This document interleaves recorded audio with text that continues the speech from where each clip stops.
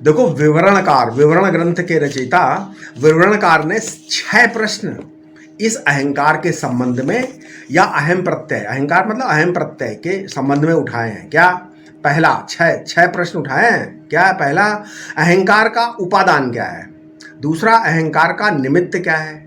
तीसरा, अहंकार का स्वरूप क्या है? चौथा, अहंकार का कार्य क्या है? पांचवा, अहंकार सुषुप्ति में क्यों नहीं भासता? और छठा, इस अहंकार की निवृत्ति हो सकती है या नहीं? अब देखो, पहला, आत्मा की जो अज्ञातता है, अब जो प्रश्न उठाए हैं उसका उत्तर है क्या है?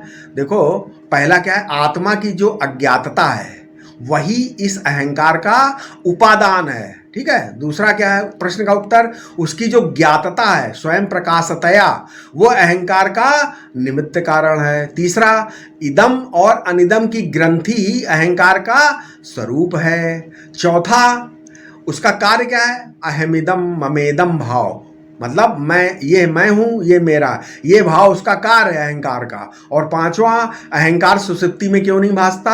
अहंकार के अवयव वास्तव में अंतःकरण के ही अवयव हैं, तो वे ब्रह्म रूप नहीं है। अंतःकरण सुषुप्ति में सो जाता है, परंतु पूरा सूक्ष्म शरीर वहां पर नहीं सोता। वहां पर क्रिया शक्ति रूप अहंकार जागता रहता है, विज्ञान शक्ति रूप अहंकार सो जाता है। यहां पर अहंकार के 2 भेद मान लो, क्रिया शक्ति प्रधान और ज्ञान प्रधान।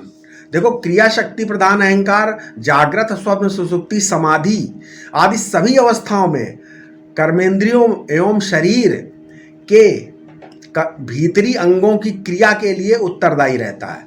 और जो ज्ञान प्रधान अहंकार है, ज्ञानेंद्रियों और बुद्धि का संचालन करता है। सुषुप्ति में विज्ञान शक्ति रूप अहंकार के सो जाने पर भी क्रिया शक्ति प्रधान रूप अहंकार प्राण शक्ति का नियमन करके शरीर को जीवित रखता है। यही कारण है कि सुषुप्ति में कुछ अनुभव न होने पर भी शरीर जीवित रहता है। छठा क्या है प्रश्न का उत्तर? यह अहंकार निवृत्त है या नहीं?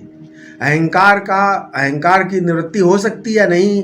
इसके उत्तर में कहते हैं कि अहंकार भी पापी या पुण्यात्मा बनाता है। देह में अहंकार होने से इसने आपको जड़ बना दिया है।